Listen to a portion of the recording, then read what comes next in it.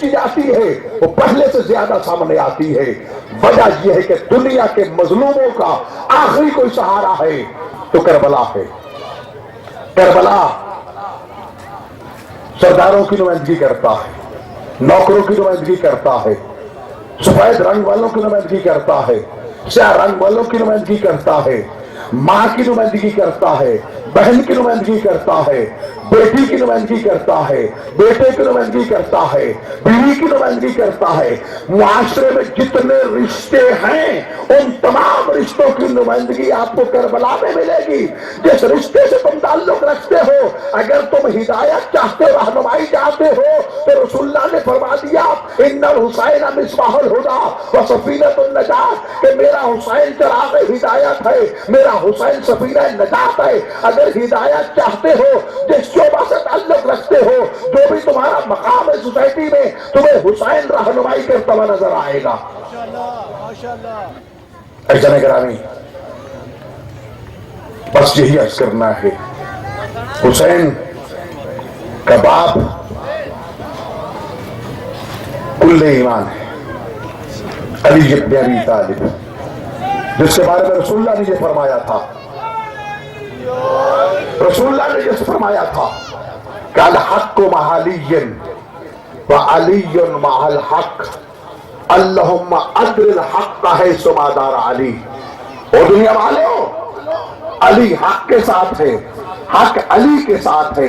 ہاتھ اٹھا کے دعا کی میرے اللہ حق کو ادھر پھیر دے جدھر علی پھرتا جائے۔ یہ نہیں کہا کہ علی کو ادھر پھیر دے جدھر حق پھرے، بلکہ فرمایا حق کو ادھر پھیرتا جا جدھر علی پھرتا جائے۔ تو گویا کہ قیامت تک کے لیے میرا جو آپ نے معیار حق عطا کیا کہ دنیا والوں، حق کے متلاشیوں، اگر حق ڈھونڈنا چاہتے ہو تو جدھر علی نظر آئے گا حق ہوگا، تو علی کے مقابلے میں ہوگا باطل ہوگا۔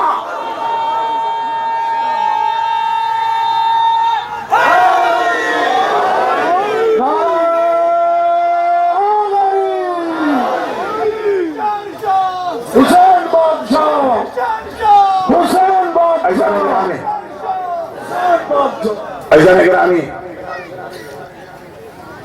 اگر ایک اور معیار بتاتا چلوں، سچوں اور جھوٹوں کا معیار دیکھنا چاہتے ہو تو قرآن مجید آیت مباہلہ میں سچوں اور جھوٹوں کا تعارف بھی کروا رہا ہے کہ میدان مباہلہ میں نجران کے عیسائی آئے تھے، مقابلہ کیا، مناظرہ کیا، رسول نے قرآن کی آیتیں پڑھ پڑھ کے جواب دیا، لیکن تنہا قرآن جب کافی نہ ہوا تو حکم خدا آ گیا، فَقُلْ تَعَالَوْا نَدْعُ أَبْنَاءَنَا وَأَبْنَاءَكُمْ وَنِسَاءَنَا وَنِسَاءَكُمْ وَأَنفُسَنَا وَأَنفُسَكُمْ ثُمَّ نَبْتَهِلْ فَنَجْعَلْ لَعْنَةَ اللَّهِ عَلَى الْكَاذِبِينَ، کہ ان سے کہہ دو ہم اپنے بیٹے لے کے آتے تم اپنے بیٹے لے کر آؤ، ہم اپنی عورتیں لے کر آتے تم اپنی عورتیں لے کر آؤ، ہم اپنے بھائی لے کر آتے تم اپنے بھائی لے کر آؤ، ہم پھر مل بیٹھ کے کریں گے مباہلہ، اور جو جھوٹا ہوگا اس پر اللہ کی لعنت کریں گے۔ قرآن گواہی دے رہا ہے، تفصیل میں نہیں جانا چاہتا، اعلان ہو گیا، پورا مدینہ اکٹھا ہے، مدینہ صحابہ کرام سے بھرا ہوا ہے، اصحابیات سے بھرا ہوا ہے، لیکن رسول ان کے مقابلے میں کن کو لے کے جاتے ہیں؟ ابناءنا کی جگہ پر حسن اور حسین کو لے کے جاتے ہیں، یہ بھی کے ساتھ چلے جاتے ہیں، ہاتھوں پہ اٹھا لیا حسین کو، انگلی سے پکڑ لیا حسن کو، تاکہ کل کوئی یہ نہ کہے کہ بیٹے تو ماں کے ساتھ چلے ہی جاتے ہیں، نہیں، حسین کو گود میں لے کے چلے، حسن کی انگلی پکڑ کے، نساءنا کی تفسیر فاطمہ بن کے چلی، اور انفسنا کی تفسیر علی ابن ابی طالب۔ میدان میں پہنچے، عیسائیوں کے چیف فادر ابو حارثہ نے جب یہ چہرے دیکھے نا اور آسمان کا رنگ متغیر ہوتے دیکھا تو اپنی قوم سے کہا کہ دیکھو ان کے مقابلے میں نہ آنا، اگر اس رسول نے بد دعا کر دی اور پیچھے بیٹھی سیاہ پوش برقع پہنے ہوئے بی بی نے اگر آمین کہہ دی تمہاری نسلیں ختم ہو جائیں گی۔ ایسا گرامی میں عرض کیا کرتا ہوں، فاطمہ تیری عظمت کے کیا کہنے، تیری بد دعا کے خوف سے عیسائیت شکست کھا گئی، شکست تسلیم کر لی، جزیہ دینا قبول کر لیا۔ ایک کام اور بھی اس نے کیا، اپنی ابا اتار کے زمین پہ بچھا دی، اپنی قوم کے سرداروں سے کہا کہ جتنا مال دنیا ہے اس میں اکٹھا کر دو۔ ایک نے پوچھا کیا کرو گے؟ کہا کہ مسلمانوں کی رسول کی بیٹی چل کے آ گئی ہے، میں چاہتا ہوں یہ مال دنیا اس کو دے تو خالی نہ جائے۔ اس بغیرت نے یہ بھی کہا دشمن کی بیٹی ہے، کہ بھلا دشمن کی بیٹی ہی صحیح ہے تو بیٹی نا، اگر کسی کی بیٹی چل کے آ جائے تو اس کی عزت کرنا چاہیے۔ اجر گرامی یاد رکھیے، تاریخ کی طرح حقائق کے خدا کی قسم زبان پلانا مشکل ہے، وگرنہ دل خون کے آنسو روتا ہے۔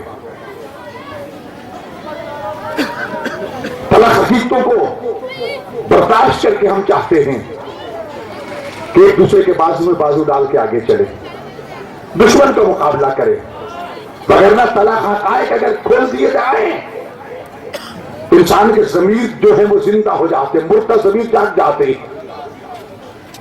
عزیزان گرامی، اس تلخ حقیقت کو بھی کبھی نہ سوچئے گا، ضرور سوچئے گا۔ دیکھو 28 سفر کو سید المرسلین اس دنیا سے تشریف لے جاتے، سر اقدس ہے بطول کی گود میں، اسرائیل ایک مرتبہ کے دروازہ بطول پہ دستک دیتا ہے۔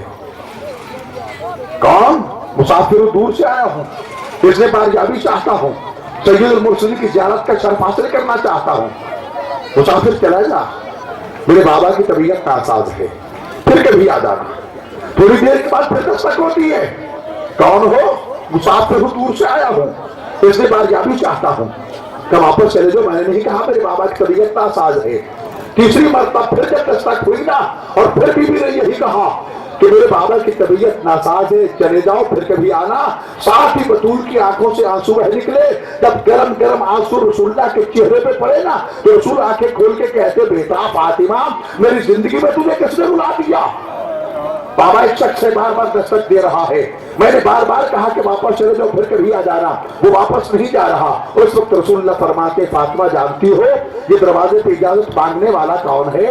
بیٹا یہ اسرائیل ہے، اس نے کبھی کسی سے اجازت نہیں مانگی، ماؤں کی گودوں سے بچے چھین کے لے جاتا ہے، بیویوں کے سروں سے تاج چھین لیتا ہے، بہنوں کے بھائی چھین کے چلا جاتا ہے۔ فاطمہ یہ تیرے گھر کی عزت ہے کہ اسرائیل بھی تیری اجازت کے بغیر اندر قدم نہیں رکھ رہا۔ تو جن گرامی ہم شریف روتے ہیں کہ 28 سفر کو اسرائیل کو جرأت نہیں ہو پا رہی کہ اس نے بطول کے بغیر اس گھر میں قدم رکھے، اور 7 ربیع الاول کو مسلمانوں نے جو بھروسہ دیا بطول کو، آج کے شعلے بلند ہوئے تیرے زہرا پہ، زہرا کا پہلو شکستہ ہو گیا۔ جن گرامی کل شام اسی بطول کی بیٹیوں کے خیموں کو جلایا گیا،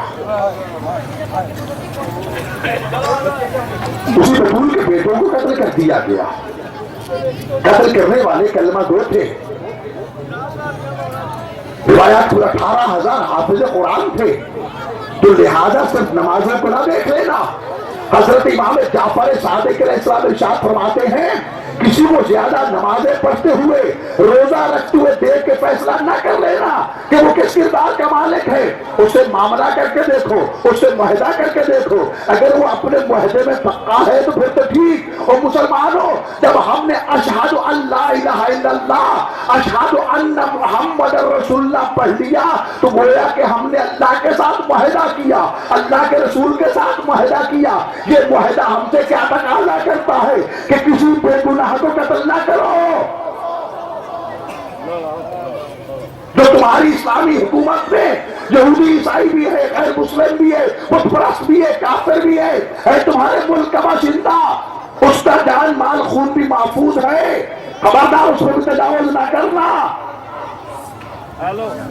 اور پھر ہم قرآن کی آیت کو بھی سامنے رکھیں، وَمَن يَقْتُلْ مُؤْمِنًا مُتَعَمِّدًا فَجَزَاؤُهُ جَهَنَّمُ، کہ جو کسی ایک بے گناہ مومن کو جان بوجھ کے قتل کرے اس کی سزا جہنم ہے۔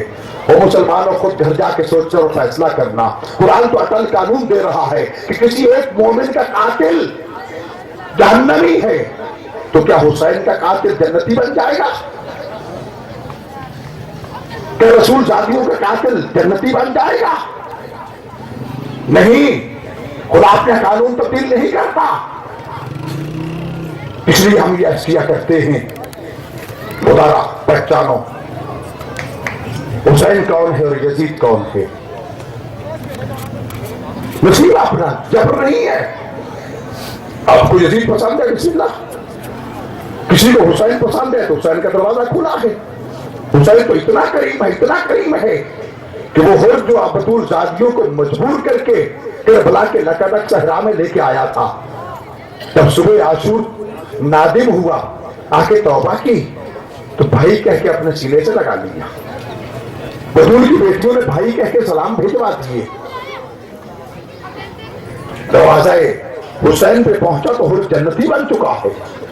فرزند زہرا اسے خوشخبری سنا رہے کہ تیری ماں نے تیرا نام ہر رکھا تھا، تو کتنا خوش نصیب ہے کیونکہ تو دنیا میں بھی ہر ہے اور آخرت میں بھی۔ ایسا گرامی آئیں، آج کے حالات میں ہم نے فیصلہ کرنا ہے کہ اس وطن کو کس طرح دشمن کی شر سے بچانا ہے، ان دشمنوں کو کس طرح نکال باہر پھینکنا ہے جو مذہب کے نام پہ فرقہ واریت کو ہوا دے کر کبھی کسی حوالے سے اس ملک کی صفوں کو بتر بتر کرنا چاہتے ہیں، اس کی جڑوں کو کھوکھلا کرنا چاہتے ہیں۔ میں نے پہلے بھی عرض کر دیا، پاکستان بنانے میں قائد اعظم محمد علی جناح رحمت اللہ علیہ، شیعہ اور حضرت علامہ اقبال جیسے سنیوں نے مل کر اس کو بنایا تھا۔ ایک لمبی فہرست ہے پاکستان بنانے والے شیعوں اور سنیوں کی، صرف ایک محمد علی جناح نہیں ہے، ادھر خواتین میں فاطمہ بھی بیٹھی ہیں۔ آج اس کو بچانا ہے تب بھی سب ہمیں اتحاد کریں۔ حسین وجہ رضا نہیں ہے، یزیدیت وجہ رضا ہے، کیونکہ یزیدیت اسلام کے احکام کو مسخ کرنے کا نام ہے، بے گناہ انسانوں کو قتل کرنے کا نام ہے، دوسروں کے حقوق پہ ڈاکر ڈالنے کا نام ہے۔ حسینیت کل روز عاشور جب تن تنہا حسین رہ جاتے ہیں، کوئی بھی نہیں ہے، اس وقت بھی عمر ابن سعد ابن ابی وقاص کو یہ دعوت دے رہے ہیں، آؤ مل بیٹھ کے اپنے مسائل گفتگو سے حل کر لیں۔ مذاکرات اس وقت کیے جاتے ہیں جب کچھ امید ہو کہ کچھ بچ جائیں گے۔ یہاں تو سبھی قربان ہو چکے ہیں، بھائی بھی مارے گئے، بیٹے بھی مارے گئے، انصار بھی ختم ہو گئے، تنہا حسین ہے، اب تو کوئی باقی ہے ہی نہیں۔ لیکن کس کی فکر تھی؟ بلا کے کہا کہ اے عمر ابن سعد، میں نہیں چاہتا کہ میرے فرزند زہرا کے خون ناحق میں یہ اپنے ہاتھوں کو رنگین کر کے جہنم میں جائیں، میں اپنے نانا کی امت کو جہنم سے بچانا چاہتا ہوں۔ اب بھی تو کہے تو میں کربلا چھوڑ کے چلا جاتا ہوں، ان کو جہنم سے بچانے دو۔ لیکن انسان گرامی، مال دنیا نے انسانوں کا اندھا کر دیا، دنیا کے اقتدار کے لالچ نے انسانوں کو دلوں کو مردہ کر دیا۔ آنکھیں تھی دیکھتے نہیں تھے، کان تھے دیکھتے نہیں تھے، ضمیر مردہ ہو چکے تھے، تبھی تو کلمہ حسین بھی ان کے اوپر اثر انداز نہیں ہو رہا تھا۔ لیکن عزیزان گرامی، ایک بات یاد رکھیے، آج بھی دنیا بطور ضرب المثال یہ بات بیان کرتے، اور یہ حقیقت ہے کہ جب بھی دنیا کے سامنے باطل کے سامنے ڈٹنے کی بات آتی ہے تو کہا جاتا ہے کہ انکار بیعت حسین کی طرح ڈٹ جاؤ، پھر سر جاتا ہے تو جائے، بیٹے جاتے تو جائیں، باطل کے سامنے نہ جھکنے پائے۔ یہ بازاروں اور گلی کوچوں میں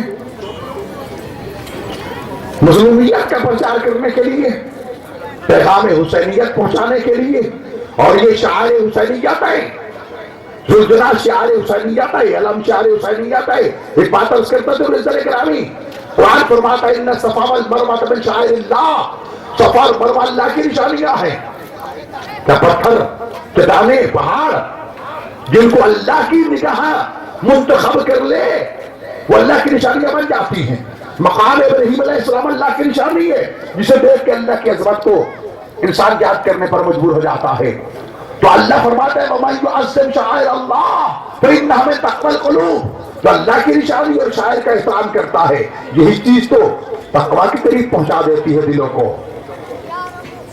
محمد علی محمد فرماتے ہیں نحن آیات اللہ الکبریٰ، ہم اللہ کی نشانیاں ہیں جن کے بارے میں حدیث قدسی میں یہ فرمایا تھا کنت کنزا مخفیا فاحببت ان اعرف فخلقت خلقا، میں تب چھپا ہوا خزانہ تھا، میں نے چاہ کے پہچانا جاؤں، میں نے ایک مخلوق کو پیدا کیا تاکہ میری اس مخلوق کو دیکھتے جاؤ، مجھے پہچانتے جاؤ۔ وہ اول مخلوق محمد مصطفیٰ علی مرتضیٰ فاطمہ الزہرا حسن اور حسین ہے، ان کو دیکھو گے خدا کو پہچان لو گے۔ اور حسین کو پہچاننا ہو، اس علم کو دیکھو گے تو فوراً سمجھ جاؤ گے یہ حسین کا علم ہے۔ ذوالجناح کو دیکھو گے تو سمجھ جاؤ گے حسین کے ذوالجناح کی شبیہ ہے۔ یہ شبیہات کیا شاعر حسینی کیا کہیں؟ کیا رکھیے کربلا میں شیطان نے ہر کوشش کی کہ حسین ختم ہو جائے، لیکن جب ختم نہ ہو سکا نا، اپنے دنیا بھر کے چیلوں کو اکٹھا کر کے کہتا ہے دل و دماغ سے یہ بات نکال دو کہ حسین ختم ہو جائے گا، حسینیت ختم ہو جائے گی، حسینی ختم ہو جائے گے، نہیں۔ ایک کام کرو، دنیا میں پھیل جاؤ، مسلمانوں کے دلوں میں شعائر حسینیت جو ہیں اس کے حوالے سے شکوک و شبہات پیدا کرو تاکہ یہ حسین سے تھوڑا سا دور ہوں گے، مجھے قابو کرنا آسان ہو جائے گا، میں ان کو گمراہ کر لوں گا۔ اس کے ذریعے گرامی مسلمانوں میں عرض کیا کرتا ہوں، کوئی بھی شخص کسی لبادے میں تمہیں حسین اور حسینیت سے دور کرنا چاہے تو سمجھ لینا یہ شیطان ہے، یہ شیطان کا چیلا ہے۔ اگر غیرت مند بن کے جینا چاہتے ہو، اقوام عالم میں سر بلند کرنا چاہتے ہو، تو پھر حسین کے دروازے پہ آؤ، پھر درس حسین سیکھو کہ الحیات مع الظالمین الا برما، موت اس سے خیر من الحیات مع الظالمین، کہ ذلت کی زندگی عزت کی موت سے بہتر ہے۔ عزیزان گرامی، بس ایک اور پیغام میں خیز کرنا چاہتا ہوں، میں نے کافی آپ کا وقت دے لیا۔ ہم بازار میں کیوں بیٹھے؟ یہ بازار میں خطبے کیوں دیتے؟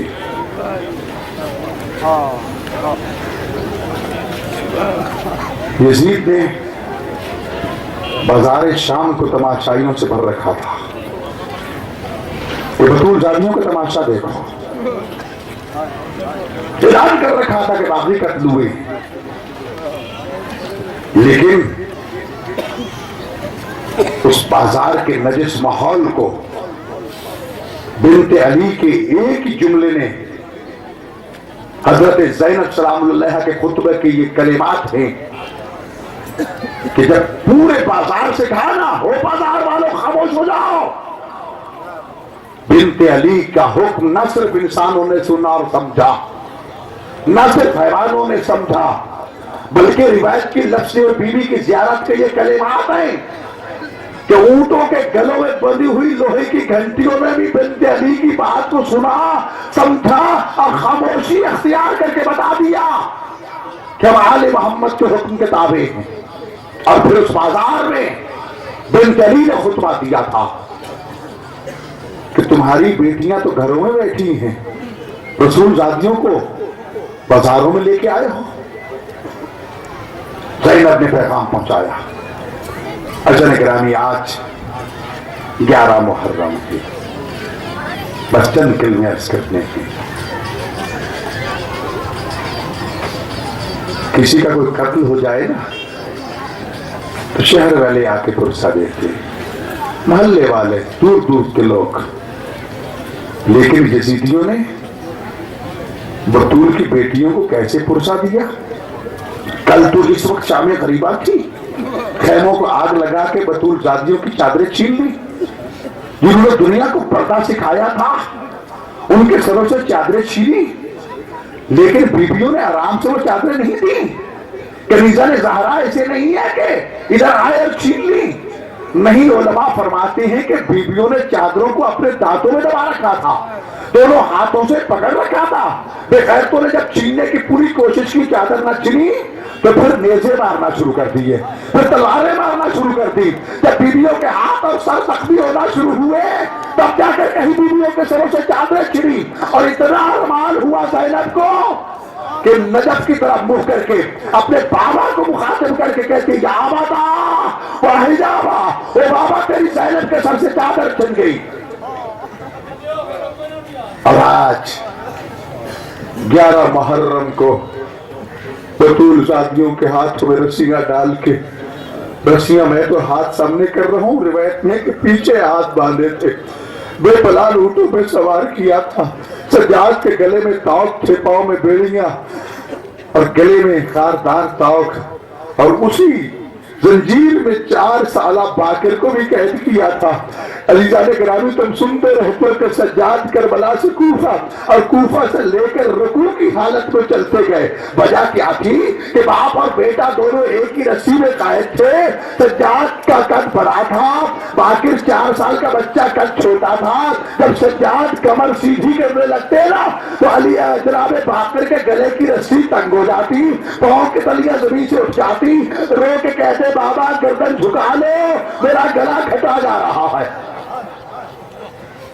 اور جب مقتل میں پہنچے، اللہ اکبر، ہاتھ رسیوں میں بندھے ہیں، بے پلال اونٹوں پر سوار ہیں۔ ذرا چشم تصور میں لائیے میرے بھائیوں، اپنی ضمیر کو بیدار کیجئے۔ خدا نہ خواستہ تمہارے بھائیوں کے بیٹوں کے لاشیں سامنے پڑے ہوں اور تمہیں مجبور کر کے وہاں لے جایا جائے، تمہارے دل پہ کیا گزرے گی؟ بطول زادیوں کو رسیوں میں جکڑ کے جب مقتل سے گزرے نا، یزیدی اپنے نجس لاشیں دفن کر چکے تھے، حسینیوں کے لاشیں تو گورے کو پھٹ پڑے ہیں۔ ازادرو ایک مرتبہ جب زینب نے دیکھا مقتل کی طرف، اللہ اکبر، آل محمد کی یہ ساری قربانی دین کی خاطر تھی، ذات کے لیے نہیں تھی، جاہ جلال کے لیے نہیں تھی، تبھی تو ہاتھ اٹھا کے دعا مانگتی ہے، اللہم تقبل منی ھذا القربان الخلیل، اے مولا، اے میرے پروردگار، زینب کی یہ معمولی سی قربانی اپنے دین کے لیے قبول کر لے۔ میں نے تیرے دین کے لیے بھائی کو قربان کیا، بیٹے کو قربان کیا۔ اللہ اکبر۔ عزادارو، ایک مرتبہ حسرت سے کہا، بیٹا سجاد، شمر ملعون سے کہو ہمیں اجازت دے دے، ہم اپنے مقتولوں کو الوداع تو کہہ لیں۔ اللہ اکبر۔ خدا جانے سجاد نے اپنے بابا کے قاتل سے کس طرح اجازت مانگی ہوگی کہ ہمیں اجازت دے دو ہم اپنے مقتولوں کو الوداع کہہ لیں۔ عزادارو، جب اجازت ملی نا تو تاریخ کی لفظیں ہیں کہ زینب بے پلا اونٹ سے اس طرح زمین پر آئی جس طرح عباس زین سے بن بازوئے کے آئے تھے۔ عزادارو، جب آدمی گرتا ہے تو ہاتھوں کے سہارے لیتا ہے، بطول کی بیٹیوں کے ہاتھ بندھے ہوئے تھے۔ اللہ اکبر۔ سیدھی پہنچی مقتل میں، تیروں اور تلواروں اور پتھروں کے ڈھیر پہ کھڑے ہو کے زینب نے انگشت تعجب منہ میں ڈال کے یہ لفظ کہے تھے بھائی کی لاشوں پہ کھڑے ہو کے، انت اخی الحسین، کیا میرا ماں جایا بھائی حسین تو ہے؟ کیا چادر تطہیر پہ سونے والا حسین تو ہے؟ جس کو جھولے کو میکائیل جھلایا کرتے تھے وہ حسین تو ہے؟ اللہ اکبر۔ تلواروں اور تیروں میں چھپا ہوا لاشا، زینب و کلثوم دونوں بہنیں بیٹھ گئی، کوہنیوں سے پتھر اور تیر ہٹانے شروع کر دیے۔